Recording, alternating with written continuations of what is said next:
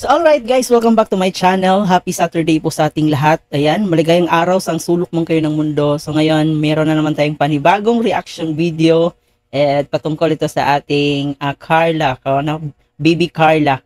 So dito guys, si Kuya or si Kalingap Ayan, kumbaga pinaprank niya si Joy at sa si Carla, no, kung paano i-handle yung situation na naghihiwalay yung mag-asawa at involved nga yung third party.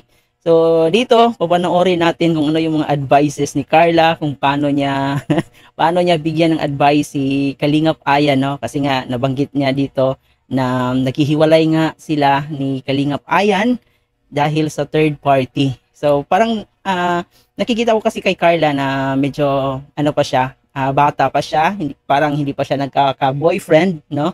So, malalaman natin ngayon kung paano niya i-handle yung ganitong sitwasyon. So, ayan, panoorin natin itong vlog ni Kalingap Ayan kung saan pinaprank silang dalawa ni Joy at si Carla.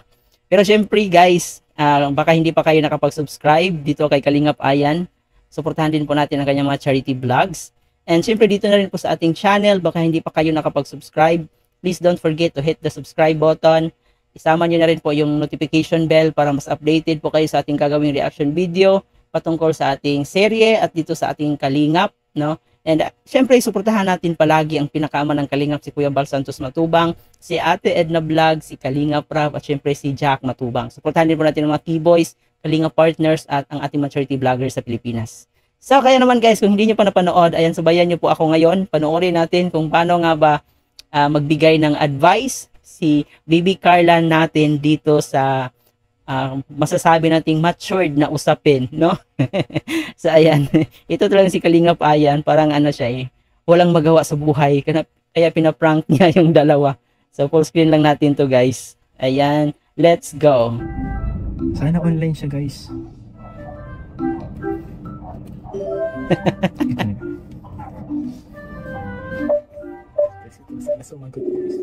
Ayan, tinatawagan na niya si Carla.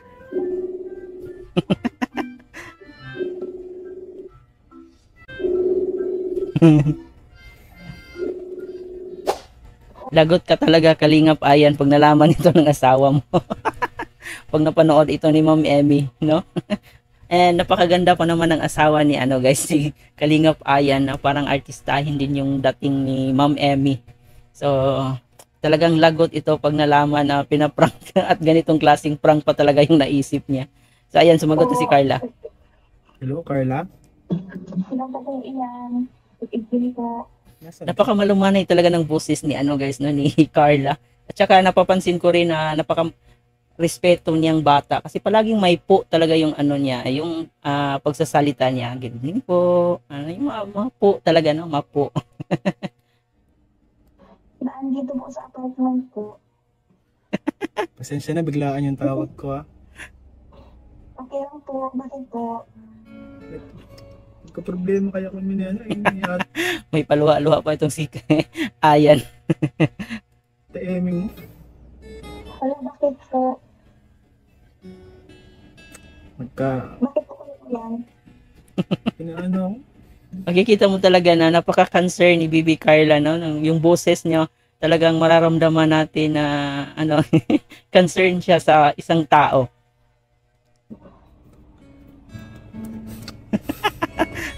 Kanilayas na Ano po? Taeming mo. Hello? Nakikipaghiwalay sa ate mo. Nag-away po kayo? Nagkamali kasi ako Parang natutulog na ata to si Carla. Nagising lang nung tinawagan ni Lakasan lang muna natin guys. Okay, balik. Oo, may kasalanan kasi.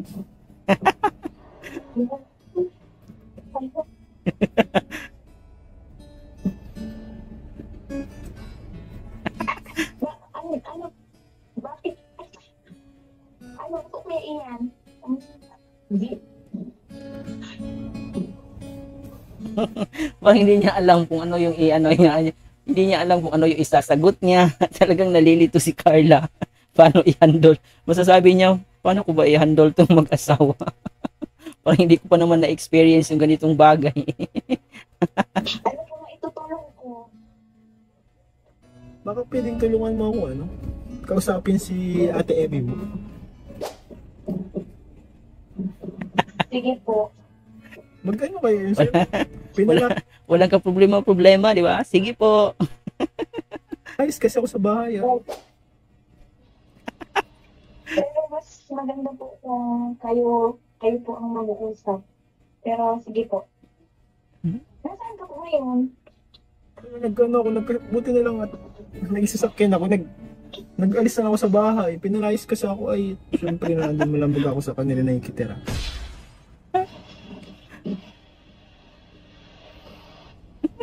Wala.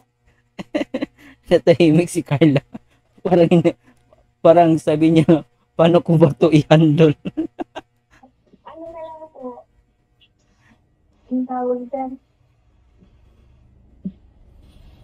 Kung gusto mo po, ano po, dito ka muna po sa apartment namin po. Ay. Kasama naman po kami dito naman po sa Kuya Patid. Napakabait naman ni Carla, no? Talagang inoffer niya talaga agad yung apartment nila. Kasi nga dito si Kalingap Ayan, pinapalayas daw siya. Mabait talaga ng bata si Carla. Talagang tinuturing niya lahat ng ating mga keyboys na isang pamilya, no? So, ganun kabait si Carla. Pero po, doon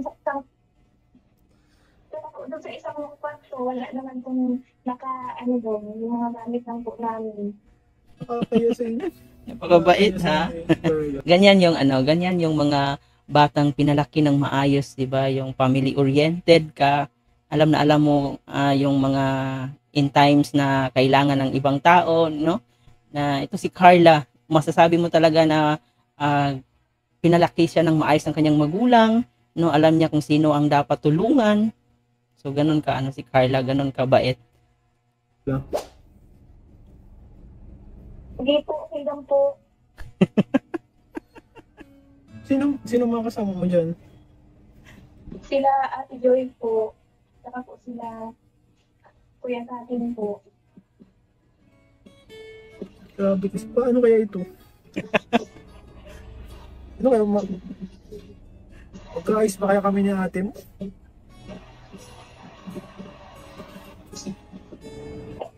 Mag-ano na lang po, usapin mo na lang din po, MLM.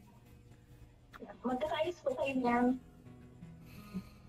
Medyo mabigat kasi yung kasalanan. Malalaman mo talaga na si Carla hindi pa siya nagka-experience ng boyfriend kasi yung mga advices niya talagang medyo hindi pa ganoon ka-matured, no?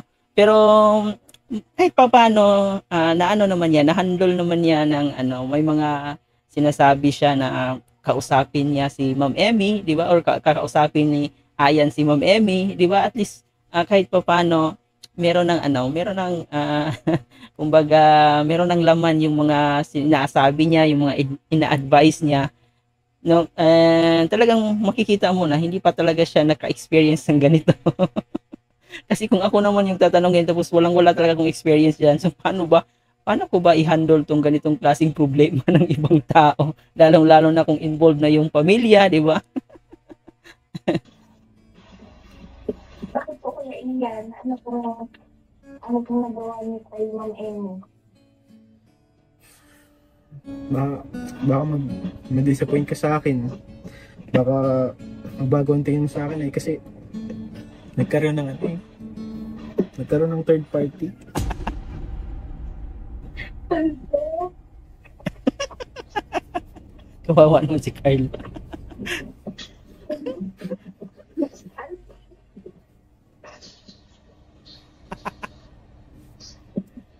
Ano po?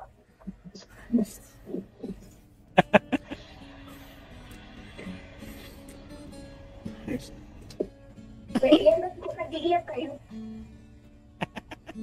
Iiyak mo lang yan, Ian. So atin mo kasi ay pakikipaghiwalay na. Totoo po. Totoo. Ayaw na lang pag-ayos. Check ko po si Ma'am Emmy. Select lang po. Sige daw, try mo kung matawagan. May isang phone ka pa dyan para marinig ko kung magsagot sa'yo.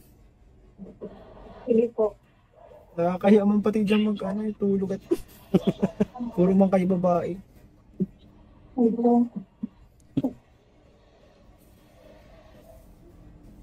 Okay lang po yun, pwede yan. Tsaka nagkakasama naman po kami tayo. Okay lang po. Tsaka kami lang din naman po nila ating na andito. Welcome ka naman po dito. Sige, Ayan. pagkakalanan po si Ma'am Emmy. Ang bait di ba? Ang bait. Welcome ka naman po dito. Ayun. Yun dapat, di ba? Kung alam nating may taong nangangailangan ng tulong natin. So bagay to bagay si Carla maging isang kalingap kasi may gininto ang puso at napakabait na bata, no? Sige daw, try mo kung matawagan mo. Sige po. Parinig ako kung may sasabihin. Sige po. Ay, nagre-ring na po. Tinawagan talaga niya. Tinawagan talaga niya si Ma'am Emmy. Hello po. Hello po, ma'am. Good evening po. Nasaan ka po? Hello po. Ma'am, pagkain na po ito. Ma'am, pinatay po. Ay, hala. Grabe. Paano kaya ito yung makausap? Pinatay po yung tawag.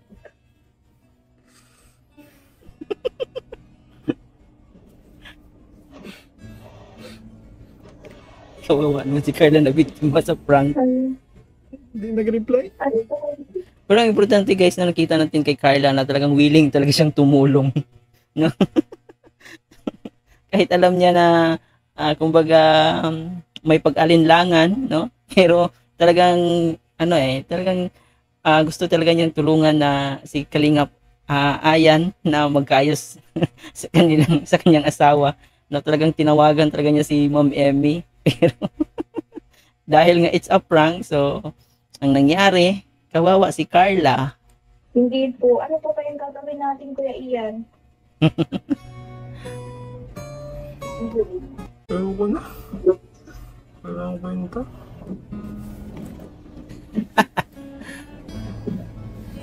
Ayoko na Carla. Try po natin, hindi po kausapin niyo po si Ma'am Emmy. Ano na lang po. Ano? Sige po. Tawagan ko po ulit. Sabihin mo na it's a prank. Tawagan ko po ulit. Yun na, please lang. Please lang. Isiday daw talaga si Carla na magkaayos ang kanyang kuya Ian at saka si Ma'am Emmy niya, no? So, ayan, napamahal na kasi ni Carla itong si Kalingap Ian at saka si Ma'am Emmy kasi sobrang bait nitong mag-asawa na to. And ayun, ang hirap sa ganitong sitwasyon guys, no? Na ikaw yung sinumbungan. So, ikaw pa naman yung walang experience sa ganitong problema. Tapos hindi mo alam kung ano ba yung i-advise mo, ano ba yung gagawin mo, no? Parang ikaw yung nasa gitna ba. Kawawa si Carla. Hello po. Ma'am, good evening po. Hello. Hello po. Hello. Ma'am, kamusta po? Hello po. Kamusta po? Si Carla po ito. Hello po. Kamusta po kayo ni Kuya Ian po?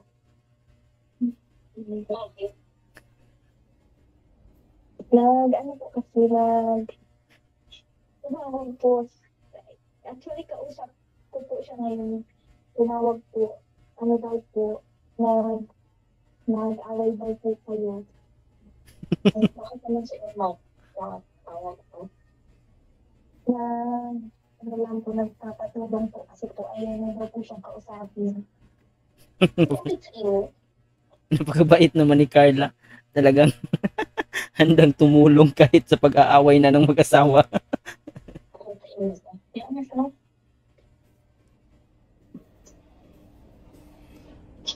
Hello po, Kuya Ian. Grabe. Wala na talaga Narinig niyo pag-asa. po. Hindi na kaya babay na. Wala na pag-isip yan. Ano na lang po, sana po maging okay na lang po kayo. Sana po napag-usapan nyo na lang po. Hindi mo na makapag-usap dyan. Kawawa naman si Carla. Kaya na po po. Babay. Pasensya na naabala pa kayo. Sige po. Galing ni Emmy mag-acting. Kuya Ian? Grabe. Kahit kala Jack kasi, di kasi umakano kala Jack eh. Kampi kasi si Jack kay kampi si Jack kay Emmy. Galit sa akin sila Jack kasi. Hindi ko po alam yung sasabihin.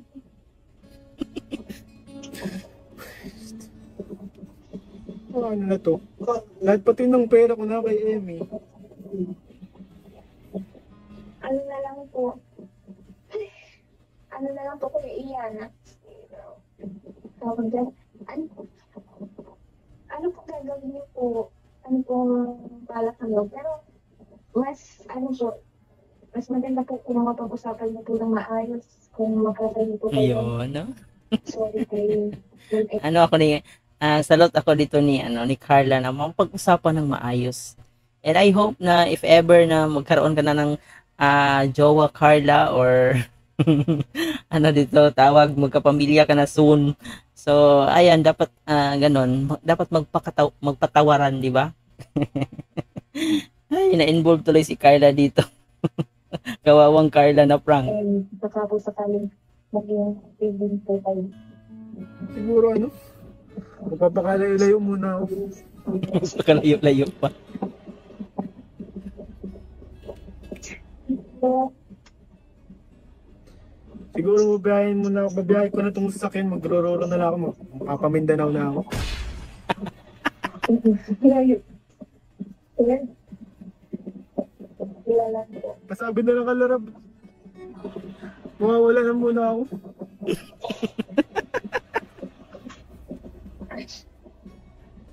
Saka Carla, may isa pa akong sasabihin pala. Ano po yung Kuya Ian? Na it's a prank lang.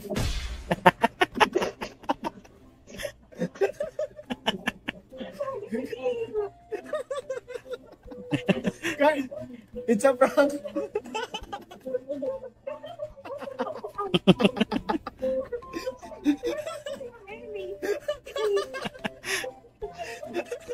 Nandito na ako sa bahay. Nasaan po si Ma'am Emmy? Nandito na.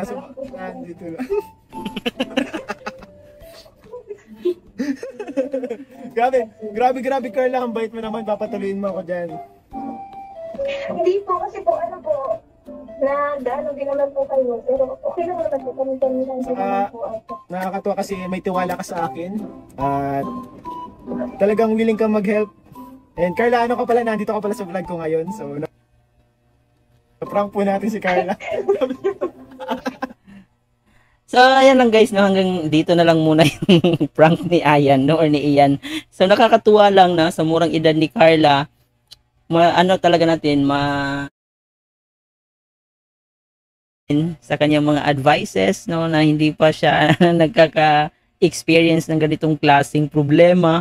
Pero kahit pa paano, parang binigay niya yung best niya kung paano siya makatulong. So, talagang ginawagan talaga niya si Ma'am Emmy, no, para lang kahit siguro sa sa isip niya nahihiya siya na tawagan si Ma'am Emmy niya, pero nandun kasi sa kanyang isip na gusto niyang tulungan si Kalingap Ian. So parang nilakasan na lang niya yung loob niya, no, and napaka-bait niya kasi talagang inoffer niya na kung pwede namang makituloy muna si Kalingap Ian doon sa kanilang apartment, no. So ganun kabait si Carla, ganun siya makikita natin, ganun siya pinalaki ng maayos sa kanyang pamilya, na handang tumulong kahit nahihirapan siya, kahit hindi niya hindi niya alam kung ano yung mangyayari. At syempre yung pagtitiwala talaga niya guys, no, na syempre hindi naman sila magka-relatives ni Kalingap Ian, so sila ay lang,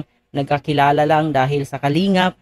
Pero yung tiwala niya kay Kalingap Ian kasi nandun yung tiwala niya. At yun yung maganda kay Carla, no? Talagang yung mga taong nakikita niya, nakasalamuhan niya sa Kalingap, talagang inano niya, tinuring niya bilang isang pamilya. So ganun kabait si Carla, ganun siya kabuting bata, no? And makikita talaga natin na napakaganda ng pagpapalaki ng kanilang magulang sa kanya. And ayun, napansin rin natin na palagi talaga siyang nagsasabi or palagi talaga siyang gumamit ng po, which is napaka magandang halimbawa na isang makikita natin na ito ay pagpapakita ng respeto sa ating kapwa, no? Sa palagi siyang gumagamit ng po. Ayun, nakakatuwa lang si Carla. Parang na ano siya, nandun siya sa sitwasyon kung paano nga ba niya i-handle yung ganitong klaseng sitwasyon. Hindi pa naman ako nakaranas ng ganitong klaseng problema, no? Parang nasa gitna siya, paano ba to dapat? Ano bang gagawin ko? So yun yung nafe-feel ko kay Carla. And ayan guys, nag-enjoy po kayo dito sa ating reaction video. Ulitin ko naman po, baka di pa kayo nakapag-subscribe dito sa ating channel, please don't forget to hit the subscribe button, pasama na rin yung notification bell para mas updated pa po kayo sa ating gagawing reaction video. Huwag din natin kalimutan ang ating mga keyboys, especially dito ni Kalingap Ian, Kalingap Rab, at syempre ang ating pinakaama ng Kalingap si Kuya Bal Santos Matubang. Muli po guys, ito nga po pala si Chloe TV. Thank you for watching.